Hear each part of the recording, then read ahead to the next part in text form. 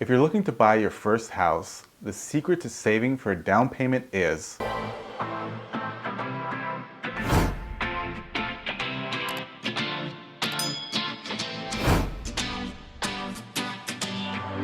What's up everyone? Welcome back to Free to Be. David here, and today I want to talk to you guys about buying a house and how to save for a down payment for that home. Given today's market, a lot of people have been focused and shifting their focus on making home ownership a priority of theirs because ultimately it keeps your housing costs secure, keeps you at a flat rate, you don't have to worry about rent increases. So a lot of folks have been focusing their efforts on buying their first homes. But in order to do that, you need to have a down payment. You need to think about the cash that is involved in making that purchase. And so that's exactly what we're going to be talking about today. But before I get started, as always, if you are new to my channel, I cover financial literacy here in an effort to track my progress to financial independence. And hopefully by doing that, I'm creating valuable content for others to use on their financial journey as well. So if you haven't done so already and you are new to the channel, please take a moment and just click the subscribe button down below. I really do appreciate the support and it really does help the channel grow. And if you're not new to the channel, thank you for coming back again. All right, so if you're in the market to buy your first home,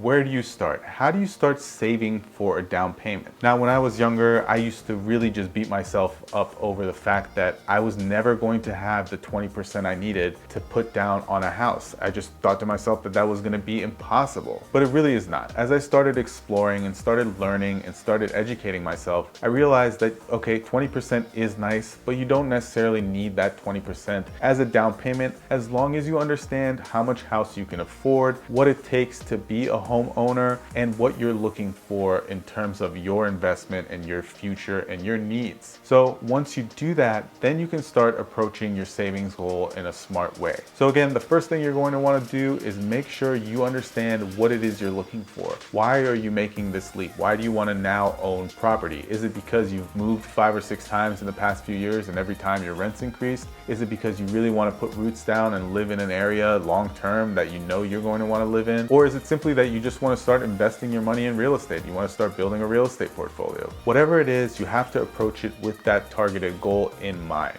And from there, the second step is obviously to save, save, and save. And the best way to approach this is the 20, 30, and 50 rule when it comes to your income. So when it comes to your income, let's say for example, you earn a total of $100,000 a year, 20% of that should automatically go towards your savings goal. So if you're saving for a home, $20,000 should right away go into that savings account for that goal, for your home purchase. So if you want to save about $80,000 for a down payment, that's going to take you approximately 4 years to do with that $100,000 income. Now, obviously you can go get a second job, you can sell things, you can do different things to accumulate a little bit more money faster, but let's say nothing else changes and you make $100,000 a year. If your goal is $80,000 for a down payment, with this 20, 30, 50 rule, it will take you about 4 years to save up $80,000. Now, the 20, 30, 50 rule, let me go over the 2 other numbers real quick. The 30 is for your housing costs and your living expenses. So again, you're making $100,000. Your living expenses, your house and utilities should be about $30,000.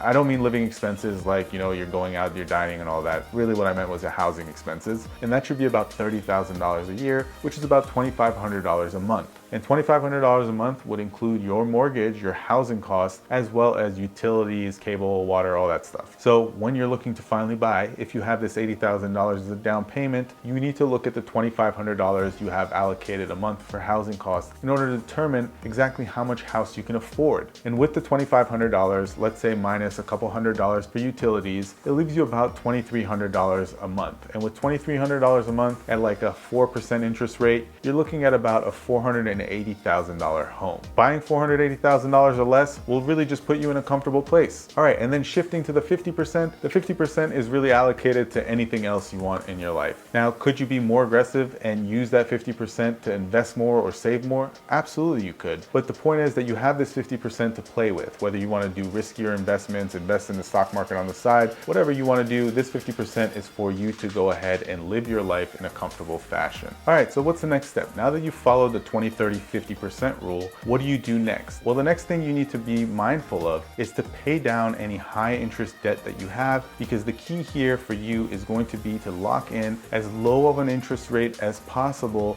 for your mortgage, because ultimately what that means is your housing cost is going to be as low as possible too, which means that you may be able to afford a little bit more house than you were originally anticipating. So while you are saving for your long-term savings goals and you have your housing costs all figured out, maybe you do use that 50% to pay down some of the high interest debt that you have. Because remember, you want to have as high of a credit score as possible and as low of a debt to income ratio as possible as well when you apply for your mortgage. And so the key to having enough money saved away for your down payment is, first and foremost, follow the 20, 30, and 50 rule. The next step is obviously going to be paying down debt so that you can lock in a good mortgage rate, a good interest rate for your mortgage when that time comes. But then the next few things you're going to want to do is to continue saving. Save as much as you can. Maybe get a second job. Maybe sell some things that you have that you don't need any longer. Start building up more and more savings, because ultimately the more cash you have saved up, the better you're going to be. Now, I'm not necessarily recommending you to go ahead and put 30, 40% down on a house when you're going to purchase it. That might not necessarily make sense. You may only want to put 10% or 20% down, but having more cash available will help you for the other costs that are associated with owning a home. You're going to want to furnish your home.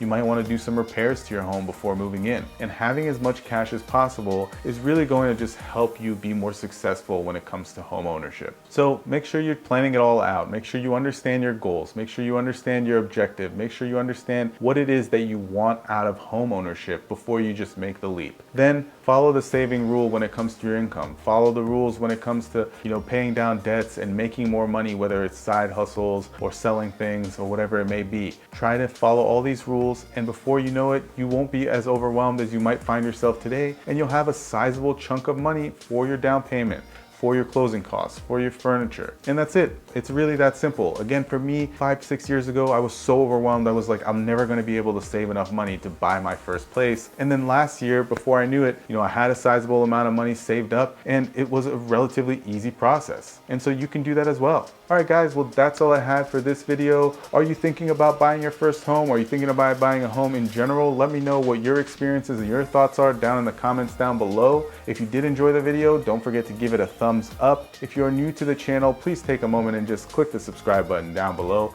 I really do appreciate the support, and we'll see you next time.